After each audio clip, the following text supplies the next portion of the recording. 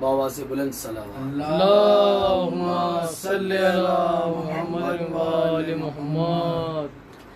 اعوذ باللہ من الشیطان الرجیم، بسم اللہ الرحمن الرحیم، الحمد للہ رب العالمین، والصلاة والسلام علی سید الانبیاء والمرسلین، ومحبوب رب المشرقین ورب المغربین، جد الحسن والحسین، سیدنا و نبینا و شفیعنا و مولانا ابی القاسم محمد۔ اللہم صلی علی محمد وآل محمد وعلى آلہ الطیبین الطاہرین المعصومین المظلومین المنتخبین المنتجبین، ولعنۃ اللہ علی اعدائہم اجمعین من یوم عداوتہم الی یوم الدین۔ بسم اللہ الرحمن الرحیم، قد جاءکم من اللہ نور و کتاب مبین برعظمت مصطفیٰ صلوات۔ اللہم صلی علی محمد وآل محمد۔ عزیزان محترم، عزاداران حسین، اللہ رب العزت معبود لم یزل، خدائے مطلق، اپنے پاک کلام قرآن مجید فرقان حمید برہان رشید میں ارشاد فرما رہا ہے، قد جاءکم من اللہ نور و کتاب مبین۔ اللہ ارشاد فرما رہا ہے کہ قد جاءکم من اللہ، اللہ کی طرف سے تمہارے پاس دو چیزیں آئی۔ قد جاءکم، تمہاری طرف آئی، تمہارے پاس آئی، من اللہ، اللہ کی طرف سے کیا آیا؟ اللہ کہہ رہے نور و کتاب مبین، ایک نور آیا اور ایک کتاب مبین آئی۔ یعنی اللہ نے دو شے کا ذکر کیا، دو ہادیوں کا ذکر کیا، دو صراط المستقیم سیدھا راستہ دکھانے والوں کا ذکر کیا۔ کہتا کہ تمہاری ہدایت کے لیے، تمہارے نظام ہدایت کو قائم رکھنے کے لیے، تمہیں سیدھا راستہ دکھانے کے لیے اللہ نے دو چیزوں کو بھیجا۔ کہتا نور و کتاب مبین، ایک نور آیا، ایک کتاب مبین آئی۔ یعنی کتاب مبین سے مراد جو ہے یہاں قرآن پاک ہے، کلام مجید ہے، اللہ کی کتاب ہے، اور یہ نور جو ہے یہ وہ ہے کہ جس پہ یہ قرآن نازل ہو رہا ہے۔ اور اللہ نے یہ دیکھیے آپ کے پہلے قرآن کا نام نہیں لیا، پہلے نور کا نام لیا۔ کہتا نور و کتاب مبین، نور کا ذکر پہلے کیا، قرآن کا ذکر بعد میں کیا۔ یعنی اللہ نے کتاب کا لفظ بعد میں رکھ کر، نور کا لفظ پہلے رکھ کر یہ بتایا کہ خالی کتاب پڑھنے سے ہدایت نہیں ملتی جب تک یہ نور سمجھانے والا نہ ہو۔ درود پڑھے محمد و آل محمد، صلی علی محمد وآل محمد۔ تو عزیزان محترم، اللہ تبارک و تعالیٰ فرما رہا ہے کہ نور و کتاب مبین، نور کا نام پہلے لیا، کتاب کا نام بعد میں لیا۔ کہتا ہے یہ نور اور کتاب تمہاری ہدایت کریں گے، یہ دونوں ہادی ہیں، یہ تمہیں ہدایت کا راستہ دکھائیں گے۔ یعنی کتاب بتائے گی اللہ ہے، یہ نور بتائے گا کہ کیسا ہے۔ کتاب کہے گی نماز پڑھو، یہ نور پڑھ کے دکھائے گا ایسے پڑھو۔ کتاب کہے گی روزہ رکھو، نور روزہ رکھ کے بتائے گا ایسے رکھو۔ کتاب میں حکم اللہ دے گا جہاد کرو، یہ نور جہاد کر کے بتائے گا اس طرح کرو۔ یعنی اللہ نے کہا قرآن اور یہ نور، یہ دو چیزیں تمہاری ہدایت کے لیے آئی۔ کیا مطلب؟ اللہ نے کہا قرآن میں حکم دیتا جاؤں گا، یہ جو نور ہے نا یہ عمل کرتے جائیں گے۔ درود پڑھے محمد و آل محمد۔ اللہم صلی علی محمد وآل محمد۔ وہ جو ہے نا عزیزان محترم، کیا کہا کہ یہ قرآن حکم دیتا جائے گا، اور یہ جو نور ہے، جو نور اس کے ساتھ آیا ہے، اس سے پہلے آیا ہے، وہ اس پہ عمل کر کے بتائے گا۔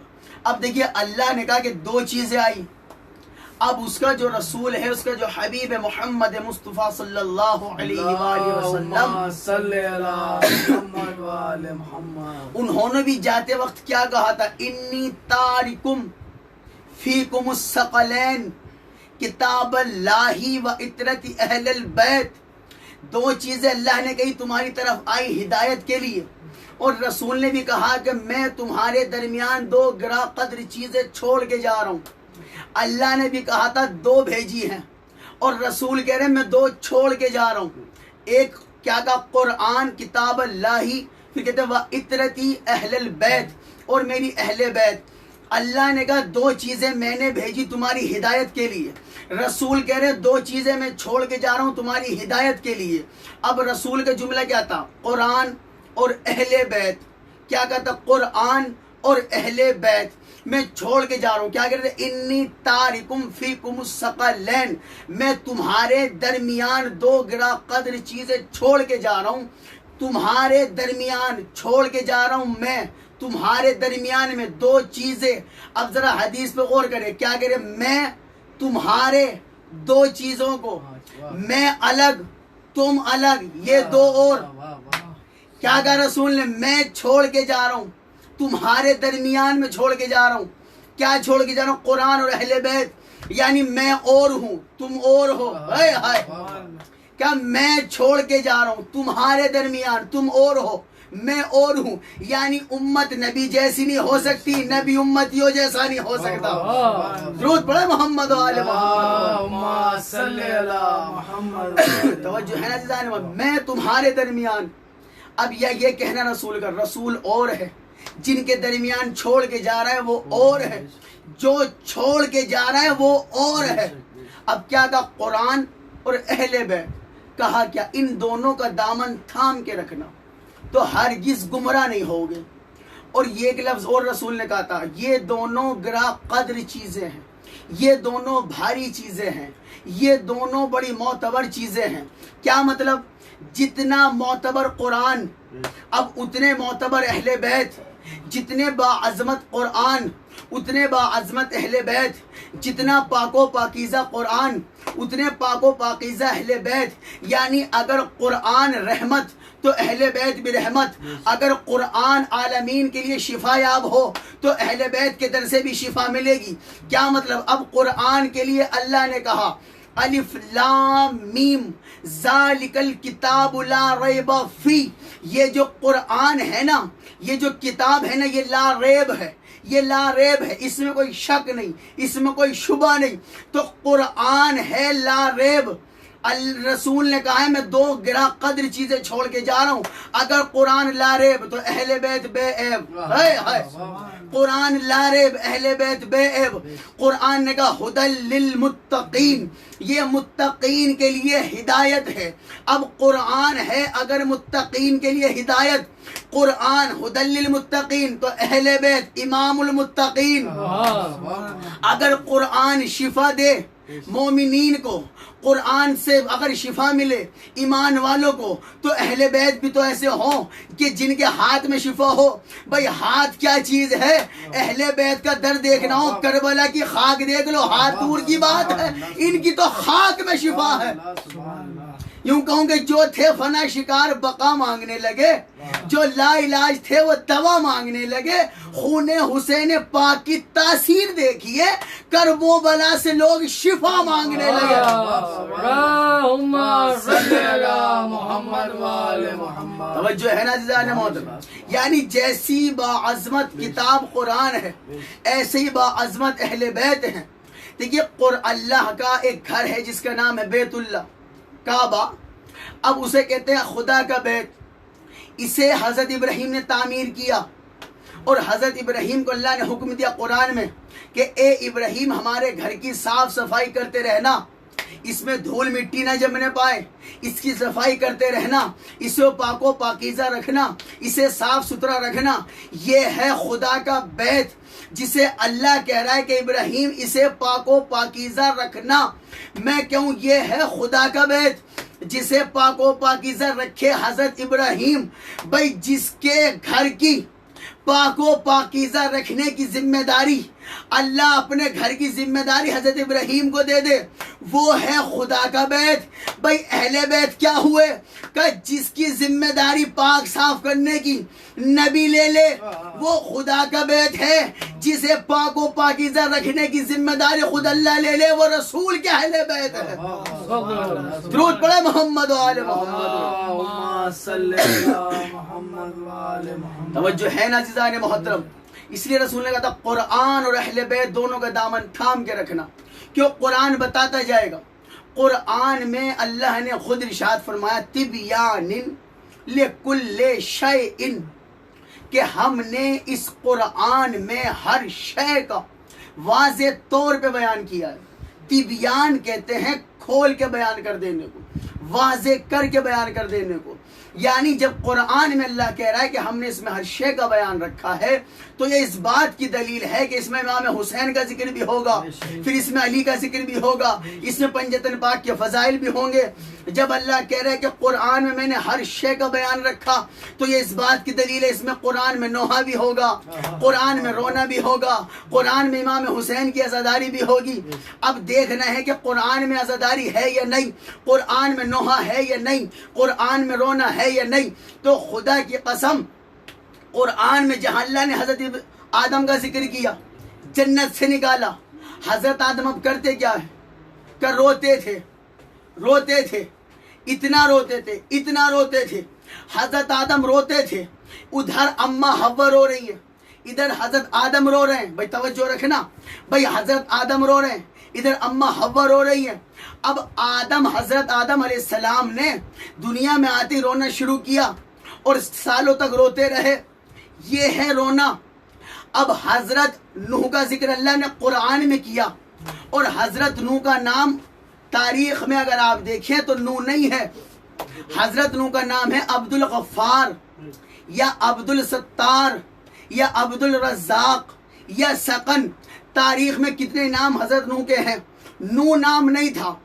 بھائی ہر کسی نے، تاریخ اسلام لکھنے والے نے، عالم دین نے لکھا کہ حضرت نوح کی قوم، حضرت نوح کی امت حضرت نوح پر اتنے ظلم کرتی تھی، اتنے پتھر مارتی تھی کہ حضرت نوح اس میں زخمی ہو جاتے تھے، پتھروں میں ڈھک جاتے تھے. جب پتھر مار کے چلے جاتے تھے تو فرشتے پتھروں کو ہٹاتے تھے.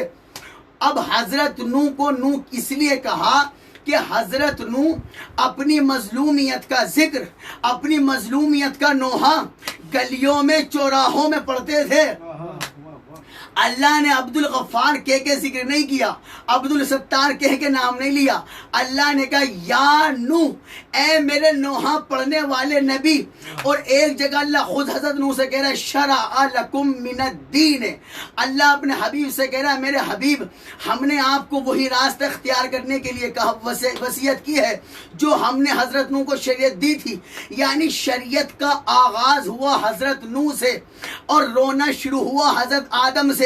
انسان بنے حضرت آدم سے، رونا چلا حضرت نوح سے. تو میں کہوں یہ رونا اور یہ نوحہ اگر دیکھنا قرآن میں دیکھ لو، جب سے انسان بنا، جب سے انسانیت بنی تب سے رونا شروع ہوا، جب سے شریعت بنی جب سے نوحہ شروع ہوا. کیا بات ہے، سبحان اللہ. درود پڑھے محمد و آل اللہم صلی علی محمد و آل محمد. توجہ ہے نا عزیزان محترم. اللہ قرآن میں سورہ شعراء میں ارشاد فرما رہا ہے شرع لکم من الدین ما وصی بنوح. اے حبیب ہم نے آپ کو وحی کی، ہم نے آپ کو وہی شریعت پہ چلنے کا حکم دیا جو ہم نے حضرت نوح کو دیا تھا. یعنی شریعت کا آغاز حضرت نوح سے ہو رہا ہے اور حضرت نوح گلیوں میں، چوراہوں میں آ کر نوحہ پڑھتے تھے. میں کہوں میرے معبود اگر یہ تیرا نبی نوحہ پڑھتا ہے، تو نے اسے گلیوں میں پڑھ رہا ہے، منع کر دے. کہنے مظلومیت کا ذکر اگر یہ گلیوں میں نہ کرے تو پتہ نہیں چلے گا امت نے ظلم کیسا کیا تھا. یعنی ظالم کا ظلم چھپ جائے اگر چار دیواری میں رہ جائے، اگر وہ ذکر چار دیواری سے نکل کر چوراہے پہ آئے تو سب کو پتہ چل جائے کہ کیا کیا تھا. اب حضرت نوح سے اللہ نے کہا نوح اب یہ تمہاری قوم تم پہ ظلم کرنے سے باز نہیں آتی نا، اب ایسا کرو آپ کشتی بناؤ، کشتی بناؤ. حضرت نوح سے اللہ کہہ رہا ہے کشتی بناؤ، اور کشتی بنانے کے لیے اللہ نے کہا نوح دیکھو تختے ہم بھیجیں گے، کیلے ہم بھیجیں گے، کشتی بنانے میں جو بھی میٹیریل لگے گا وہ ہم دیں گے، کشتی ہو جائے گی، کشتی نجات. نوح اپنی قوم میں اعلان کرنا جو بھی اس کشتی میں سوار ہو جائے وہ نجات پا جائے گا، جو اس کشتی میں سوار نہیں ہوا وہ ہلاک ہو جائے گا.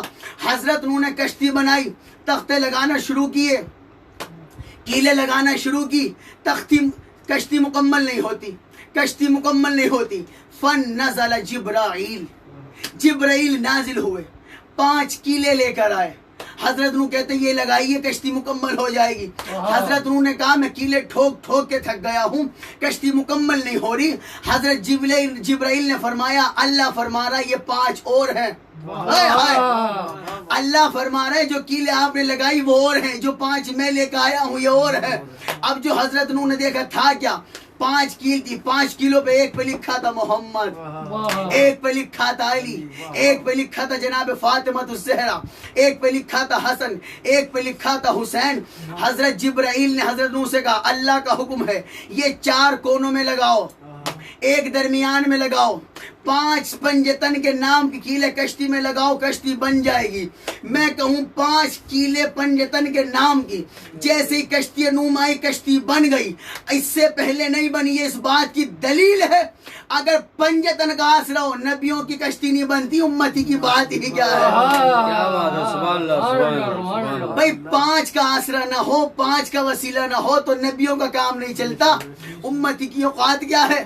اب میں کہہ رہا ہوں کہ حضرت نو کیلے لگا رہے تھے, کشتی بن نہیں رہی تھی, پنجتن کے نام کی کیلے آئی, کشتی نجات تیار ہو گئی. میں کہوں نو ناد علی پڑھ کے کنارے پہ لگے ہیں, نو ناد علی پڑھ کے کنارے پہ لگے ہیں. ہم لوگ بھی مولا کے سہارے پہ لگے ہیں, اور ڈوبے ہوئے سورج کا پلٹنا ہے دلالت, سب شاہ کی انگلی کے اشارے پہ لگے ہیں. درود پڑھیں محمد والے محمد. توجہ ہے نا عزیزان محترم. اور اللہ نے حکم دیا نو کشتی گھر کے اندر نہیں بنانی, میدان میں بنانا, 4 دیواری میں نہیں بنانی, باہر بنانا, تاکہ کل کو کوئی یہ نہ کہہ دے ہمیں پتہ نہیں تھا کشتی نجات کہاں تھی, کشتی نجات کون سی تھی. حضرت نو میدان میں بنانا, یعنی اللہ صاف لفظوں میں بتا رہا ہے کہ جب نجات کا ذریعہ بنایا جائے گا نا تو 4 دیواری کے اندر نہیں بنے گا, میدان میں بنے گا, تاکہ زمانے کو پتہ چلے کشتی نجات کیا ہے. اور حضرت انہوں نے کہا جو آج اس کشتی میں سوار ہو گیا وہ پار ہو جائے گا. بھائی ہر کوئی کشتی میں سوار ہوا, جو حضرت نو کا رشتہ دار بھی نہیں تھا وہ بھی کشتی میں تھا, وہ سوار ہوئے نجات پا گئے. حضرت نو کا خود کا بیٹا, حضرت نو کی بیوی کشتی میں سوار نہیں ہوئی, ہلاک ہو گئی. اب یہ نہ دیکھو فلاں رسول کا یہ لگتا تھا, فلاں نبی کا وہ لگتا تھا, فلاں نبی کا رشتہ دار تھا, فلاں نبی کا رشتہ دار تھا. نہیں, کشتی نجات دیکھو اللہ نے کیسے بنوائی, نجات دیکھو کسے ملی. اللہ نے کہا نبی کا بیٹا ہو یا نبی کی بیوی ہو اس سے فائدہ نہیں ہوتا. بھائی کشتی میں اگر سوار ہو تو نجات ملے گی, یعنی اللہ نے بتا دیا نبی کی اولاد ہو, نبی کی بیوی بھی ہو, اگر کشتی سے دور ہو تو جنت جا نہیں سکتی. اسی لیے رسول نے کہا میری اہل بیت کی مثال کشتی نو کی طرح ہے, جو اس میں سوار ہو گیا وہ پار ہے, جو اس میں سوار نہیں ہوا وہ ہلاک ہے. اب یہ نہ دیکھنا کہ فلاں اس کا کیا لگتا تھا, فلاں نبی کا رشتہ دار تھا یا نہیں, فلاں نبی کا رشتہ دار تھے, نہیں, یہ دیکھنا جو اہل بیت کا رشتہ دار ہو وہ تو جنت جائے گا, جو یزید کا رشتہ دار ہو وہ جہنم میں جائے گا. درود پڑھے محمد محمد. توجہ ہے نا عزیزان محترم. اس لیے اللہ نے کہا میرے حبیب ان سے کہہ دو میری اہل بیت کی مثال کشتی نو کی طرح ہے, جو اس کشتی میں سوار ہو گیا وہ فلاح پا جائے گا, وہ نجات پا جائے گا. اب دیکھیے کشتی بنی ہے اہل بیت کی, اب جو اس میں سوار ہو گیا وہ فلاح پا جائے گا, وہ نجات پا جائے گا, وہ قیامت میں کامیاب ہوگا. اور رسول کہے گئے قرآن اور اہل بیت کا دامن تھام کے رکھنا, یعنی قرآن کو چھوڑا تو بھی نقصان ہے, اگر اہل بیت کو چھوڑا تو بھی نقصان ہے. اسی لیے خدا کی قسم واقعہ کربلا کے بعد جو پیغام ہمیں ملا وہ یہی تو ملا. امام حسین کے جو ساتھی تھے, امام حسین کا یہ لفظ, یہ جملہ کہنا کہ جیسے اصحاب مجھے ملے, میرے نانا کو بھی نہیں ملے, میرے بابا کو بھی نہیں ملے, میرے بھائی حسن کو نہیں ملے. یہ کیا ہے؟ یہ اس بات کی دلیل ہے امام حسین کے صحابیوں نے نہ کبھی قرآن کو چھوڑا ہے نہ کبھی اہل بیت کو چھوڑا ہے. کیوں؟ قرآن حافظ تو یزید کی فوج میں بھی تھے, نمازی یزید کی فوج میں بھی تھے, نمازی بھی تھے, حافظ قرآن بھی تھے، اللہ والے بھی تھے، مسلمان بھی تھے، لیکن خدا کی قسم وہ یزیدی کہلائے، وہ گمراہ ہو گئے، وہ راستے سے بھٹک گئے۔ کیوں؟ قرآن کا دامن تو تھاما، اہل بیت کا دامن نہیں تھاما تھا۔ یہ جو حسین کے 72 جانثار تھے، یہ کیوں کامیاب ہو گئے؟ یہ کیوں راہ نجات پہ آ گئے؟ یہ کیوں صراط المستقیم پہ قائم رہے؟ اس لیے کہ انہوں نے نہ کبھی اہل بیت کا دامن چھوڑا، نہ کبھی قرآن کو چھوڑا۔ بھائی دیکھو، قرآن کے ماننے والوں نے یزید کی بیعت کر لی تھی، لیکن جو قرآن اور اہل بیت کو مانتے تھے انہوں نے حسین کی بیعت کی تھی۔ ٹھیک ہے، خدا کی قسم خالی قرآن کو اگر سمجھو گے اہل بیت کے بغیر سمجھ نہیں آئے گا، اور اگر خالی اہل بیت کا دامن تھام کے رکھو گے تو بھی قرآن سمجھ نہیں آئے گا۔ کیوں؟ قرآن اور اہل بیت کا آپس میں رشتہ ہی ایسا ہے، خدا کی قسم رسول نے کہہ دیا دونوں کا دامن تھام کے رکھنا۔ اہل بیت کا مرتبہ پوچھنا ہو تو قرآن بتائے گا، اور اگر قرآن سمجھنا ہو تو اہل بیت بتائیں گے۔ بھائی رسول نے کہا تھا یہ دونوں حوض کوثر پر میرے پاس آئیں گے، قرآن اور اہل بیت یہ کبھی آپس میں جدا نہیں ہوں گے۔ دیکھیے رسول نے کہا تھا یہ کبھی جدا نہیں ہوں گے، اسی لیے امام حسین نے نوک نیزہ پر کٹے سر سے تلاوت کر کے بتایا، یعنی امام حسین نے نوک نیزہ کو منبر بنا کر قرآن کی تلاوت کر کے بتایا میرے نانا نے کہا تھا ہم کبھی دونوں جدا نہیں ہوں گے، دیکھو ہم سر کٹنے کے بعد بھی جدا نہیں ہے۔ بھائی کچھ لوگ اہل بیت کو خدا سمجھتے تھے، کچھ اہل بیت کو اپنے جیسا سمجھتے تھے۔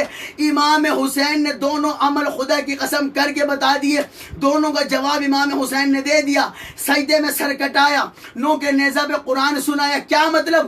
امام حسین نے سجدے میں سر کٹا کے بتایا ہم خدا نہیں ہیں، نو کے نیزہ پہ قرآن پڑھ کے بتایا تم جیسے نہیں ہیں۔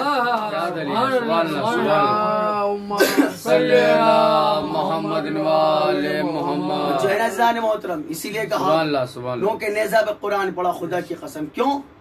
کہ ہم تم جیسے بھی نہیں ہیں، کلا کٹنے کے بعد کوئی پڑھ نہیں سکتا۔ قرآن اور اہل بیت خدا کی قسم کبھی آپس میں جدا ہو ہی نہیں سکتے۔ کیوں؟ رسول خدا سے پوچھا، قرآن میں ارشاد ہوا کہ وَاعْتَصِمُوا بِحَبْلِ اللَّهِ جَمِيعًا، اللہ کی رسی کو مضبوطی سے تھام لو۔ اب رسول سے پوچھا کہ اللہ کی رسی کیا ہے؟ ان کا قرآن ہے۔ علی سے پوچھا اللہ کی رسی کیا ہے؟ ان کا قرآن ہے۔ رسول نے ایک جگہ علی اللہ کی رسی کیا ہے؟ انہوں نے کہا علی ہے۔ علی سے پوچھا اللہ کی رسی کیا ہے؟ کہ قرآن ہے۔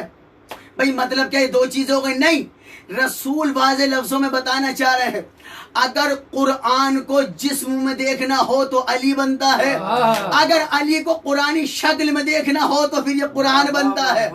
یعنی یوں کہوں کہ بولتے قرآن کو امام کہتے ہیں، خاموش امام کو قرآن کہتے ہیں۔ یہ دونوں کیوں؟ کتاب جو قرآن جو یہ خاموش ہے، اور اہل بیت جو ہے یہ بولتے قرآن ہے دونوں ایک۔ اس لیے تو ان سے جب جہاں جو سوال ہوا، کبھی بھی 14 معصومین نے یہ نہیں کہا کل بتاؤں گا، پرسوں بتاؤں گا، کتاب میں دیکھ کے بتاؤں گا، نہیں، جب جہاں جس نے جس وقت جو سوال پوچھا فوراً مولا نے جواب دے دیا۔ ایک بندے نے پوچھ لیا مولا آپ جواب دینے سے پہلے سوچتے نہیں، آپ ذہن نہیں دوڑاتے، آپ کوئی کتاب نہیں دیکھتے، آپ ذرا سا بھی سوچنے کا وقت نہیں لیتے، ایک دم جواب دیتے، کیوں؟ مولا نے اس سے کہا یہ پتا تیرے ہاتھ میں انگلیاں کتنی ہیں؟ اس نے کہا مولا 5۔ مولا نے کہا تم نے سوچا کیوں نہیں؟ تم نے ذہن کے گھوڑے کیوں نہیں دوڑائے؟ تم نے وقت کیوں نہیں مانگا؟ تم نے کسی کتاب میں کیوں نہیں دیکھا؟ اس نے کہا مولا اس کی ضرورت ہی نہیں۔ کیوں؟ مولا ہاتھ میرا، انگلیاں میری، رہتی میرے سامنے ہے، رہتی میرے ساتھ، اس میں سوچنے والی کیا بات ہے؟ مولا نے جواب دیا بس یہی معاملہ ہمارا ہے، قرآن اترئی ہمارے گھر میں ہے، قرآن اترئی میرے بھائی محمد مصطفیٰ پہ ہے، آیت آئی ہمارے گھر میں ہے، کائنات بنی ہمارے صدقے میں ہے۔ جس طرح تیرے سامنے تیری انگلیاں رہتی ہے نا، اس طرح ہمارے سامنے سارا عالمین رہتا ہے۔ درود پڑھے محمد و آل اللہم صلی علی محمد و آل محمد۔ توجہ ہے نا عزیزان محترم، اس لیے رسول خدا نے فرمایا تھا کہ قرآن اور اہل بیت کا دامن تھام کے رکھنا۔ قرآن کا اور اہل بیت کا دامن تھامنے کا فائدہ یہ ہے کہ اگر قرآن چھوڑو گے تو بھی راہ حق سے ہٹ جاؤ گے، اگر اہل بیت کو چھوڑو گے تو بھی راہ حق سے ہٹ جاؤ گے۔ یعنی کیا مطلب؟ اسے اگر جملے کو سمیٹ کے اگر بتاؤں تو اس کا مطلب یہ بنتا ہے کہ نہ کبھی اللہ کی عبادت چھوڑنا، نہ کبھی محبت اہل بیت چھوڑنا۔ اور خدا کی قسم محبت اہل بیت کا اللہ نے حکم دیا امت کو، اور امت نے بدلے میں کیا دیا؟ محبت۔ تو کیا کرتی ہے اہل بیت سے یہ امت؟ خدا کی قسم اہل بیت کو وہ اذیتیں دی ہیں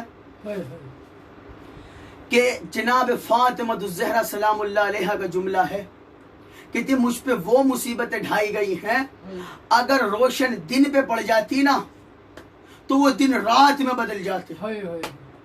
اور خدا کی قسم اسی جناب فاطمہ الزہرا کی بیٹیاں جب کوفہ اور شام کے مصائب اٹھا کر مدینے واپس آئیے نا، بی بی فاطمہ کی قبر پہ آ کے کہتی ہیں بی بی زینب، اماں آپ کہہ رہی تھی نا کہ آپ پہ وہ مصیبت ڈھائی گئی ہے، اگر روشن دن پہ پڑ جاتی تو رات میں بدل جاتی۔ بی بی زینب نے تڑپ کے جملہ کہا، اماں ہم پہ جو مصیبت ڈھائی گئی ہے نا اماں آپ پر تو اس کا ذرہ بھی نہیں پڑا۔ ایسی کیا مصیبت گزر گئی علی کی بیٹیوں پر کوفہ اور شام کی گلیوں میں؟ خدا کی قسم وہ مصیبتیں گزری ہیں کہ سید سجاد عابد بیمار جب بھی وضو کے لیے پانی لیتے تھے نا، پانی ہاتھ میں لیتے فوراً پھینک دیتے، پھر پانی ہاتھ میں لیتے پھر پھینک دیتے۔ ایک چاہنے والے صاحب نے پوچھا، مولا آپ پانی ہاتھ میں لیتے پھینک دیتے کیوں؟ سید سجاد تڑپ کے کہتے ہیں، میں جب بھی پانی ہاتھ میں لیتا ہوں نا مجھے اپنا پیاسا اصغر یاد، میں جب بھی پانی کو دیکھتا ہوں نا مجھے اپنا پیاسا اکبر یاد آتا ہے، میں پانی کو دیکھتا ہوں نا مجھے سکینہ کی پیاس یاد آتی ہے، میرا بابا پیاسا مارا گیا، میں اس پانی کو دیکھ کے مجھے کربلا یاد آ جاتی ہے۔ چاہنے والے نے تڑپ کے کہا، مولا آپ اتنا نہ رویا کریں، مولا اگر آپ کو کچھ ہو گیا تو ہمارا کیا ہوگا؟ مولا آپ نہ رویا کرے۔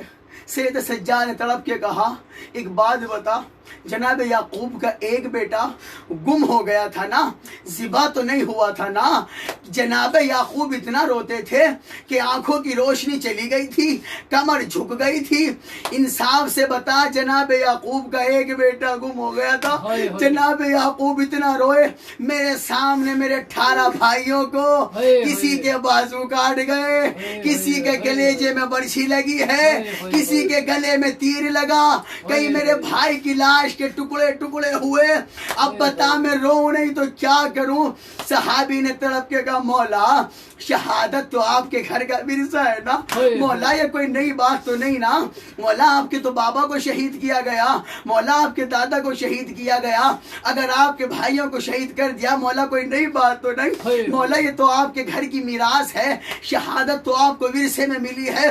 سید سجاد نے تڑپ کے کہا کہ انصاف سے بتا، شہادت تو میرے گھر کا ورثہ ہے، کیا یہ بھی میرے گھر کا ورثہ ہے؟ میری ماں بہنیں میرے سامنے ننگے سر کھڑی تھی، یزیدیوں کا مجمع، کوفہ اور شام کی گلیاں، چاروں طرف غیر مردوں کا مجمع، اور علی کی بیٹیاں سر کھلے اور رو رو کے کہہ رہی تھی، ہم محمد کی نواسیاں ہیں، ہم علی کی بیٹیاں ہیں، اور کوئی ہمیں چادر دے دو۔ جناب سید سجاد نے تڑپ کے کہا، انصاف سے بتا، میں ان بیویوں کا یہ کھلا چہرہ دیکھتا تھا، سوچ میرے دل پہ کیا گزرتی تھی، میرے ہاتھوں میں زنجیریں، میرے کمر میں لنگر، میرے گلے میں خاردار توق، میں زنجیروں میں جکڑا ہوا تھا، میں اتنا مجبور تھا کہ اپنی بیویوں کو، اپنی ماں کو، اپنی پھوپھیوں کو چادر بھی نہ دے سکا۔ سید سجاد سے چاہنے والے نے پوچھا، مولا ایک بات تو بتائیں، آپ کو کوئی ایسی بات جو سب سے زیادہ ستاتی ہو؟ مولا کوئی ایسا جملہ جو سب سے زیادہ آپ کو ستاتا ہو؟ مولا سید سجاد نے کہا، ہاں ایک بات ایسی ہے، میں قیامت تک نہیں بھول سکتا، میں جنت میں جا کے بھی میری آنکھوں کا اشک نہیں رکے گا۔ وہ چاہنے والا صحابی نے کہا، مولا کون سی بات؟ سید سجاد نے تڑپ کے کہا میری 4 سال کی بہن زینب نے تو شام کے بازار میں مجھ سے آ کے کہا بھیا سجاد شمر سے کہہ دے مجھے تماچے مار لے میرے تازیانہ نہ مارے. بھیا سجاد مجھ سے تازیانہ برداشت نہیں ہوتا. میری 4 سال کی بہن رو رو کے کہتی تھی چچا غازی شمر میرے گوشوارے لے گیا. اللہ لعنت اللہ علی القوم الظالمین. اللہ لعنت اللہ علی القوم